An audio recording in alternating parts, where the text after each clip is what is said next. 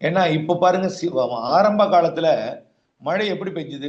கார்த்திகை மார்கழி எல்லாம் அடைமழையாக இருக்கும், ஐப்பசினா அடைமழையா இருக்கும், தூறிக்கொண்டே இருக்கும், பெரு நிகழ்வெல்லாம் உருவாகாது, தாழ்வு நிலை இருக்கும், தொடர்ச்சியா மாசம் முழுவதும் மழை பெறும். இந்த பீதி அச்சம் எதுவுமே இல்லை, மழை பெஞ்சிட்டே இருக்கும், அவ்வளவுதான்.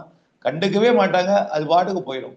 ஆனா இப்ப அப்ப இல்ல, புயலா உருவாகுது, வந்தா புயல் தாக்கம், புயல் இல்லாத ஆண்டே இல்லை, அப்படிதான் சொல்ல முடியுது.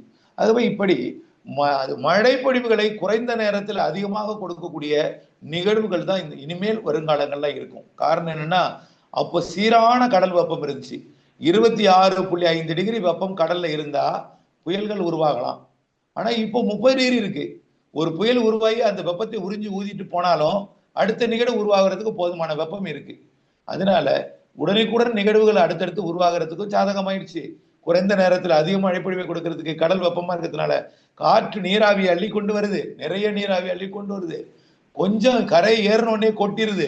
இதெல்லாம் நடக்கக்கூடியதுதான். வருங்காலங்களில் சென்னை என்ன உலகம் முழுவதுமே இருக்கும். நீங்க உலகத்துல எங்க பார்த்தாலும் பாருங்க, ஜமைக்காவில் ஒரு நாடு, மொத்தம் அந்த நாட்டோட நீளம் 250 கிலோமீட்டர். ஆனா அந்த நாட்டுக்குள்ள பூந்த புயல் 500 கிலோமீட்டர் ஆகலாம், வேகம் 325 கிலோமீட்டர்.